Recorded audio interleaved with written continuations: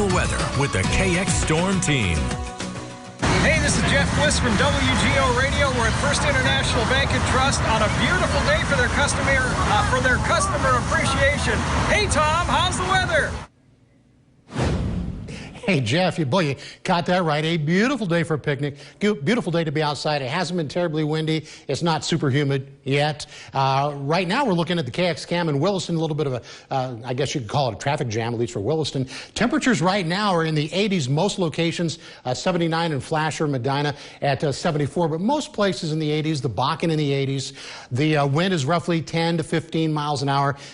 Pretty much everywhere. It's mainly out of the east or a little bit southeast. We're going to start seeing more higher dew points roll in, and it's going to be even more humid tomorrow and on Saturday. For tonight, there's a severe weather threat. The brown is an enhanced risk. That's 3 on a scale of 5. And then the slight risk is a 2 out of 5 for western North Dakota. And then for tomorrow, it looks like a slight risk. This is actually a pretty big area that includes a lot of northern North Dakota and northeastern Montana. That's tomorrow. And then on Saturday, we could still have severe weather. And I think Saturday is actually going to be the easiest time for the atmosphere to really fire things off. But that's what it looks like for Saturday. Still could have some severe weather down here. Highest odds farther to the north.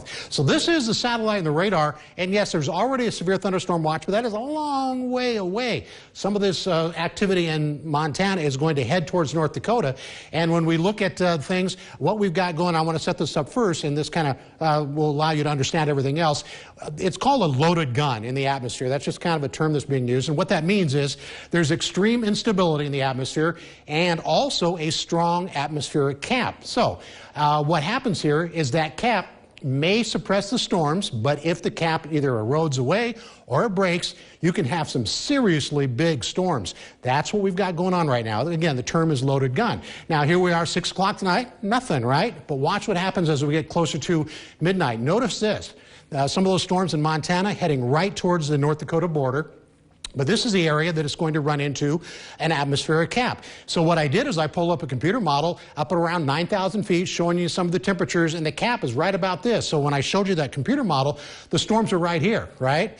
And it's going to start running into a strong cap. Now, it's generally enough to either suppress storms or stop them, but sometimes a cap can erode and you can still have storms, but it is going to run into that cap tonight. So here we are after midnight, and then I'm going to go back to show you the computer model. So here we are at 2 o'clock. Remember, the cap's about right here. Watch what happens. It gets in North Dakota, hits that cap, and starts falling apart.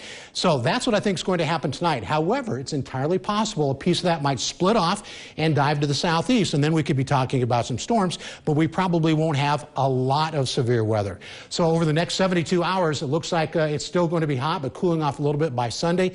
Lower humidity on Sunday, too. Dickinson is going to be, you can see that there. And for Williston, we have that chances of showers and storms, still going to be hot. But again, on Sunday, we're probably looking at much lower humidity. So this is what it's going to feel like. Now, tonight at 7 o'clock is still feeling like in the 80s. Tomorrow morning, 60s. That's not bad. These aren't actual temperatures because of the humidity. This is what it's going to feel like. But look at this. Upper 80s to around 90 degrees. And then on Saturday, it starts off warm. And look at this. Boy, in the southeast, it is going to feel really, really kind of miserable. Friday afternoon, Saturday afternoon, especially in the south central and the southeast, not quite as bad in the northwest. Now, here's a look at the next 7 days. So we have some humid weather, but I think the humidity starts working its way to the east on Sunday.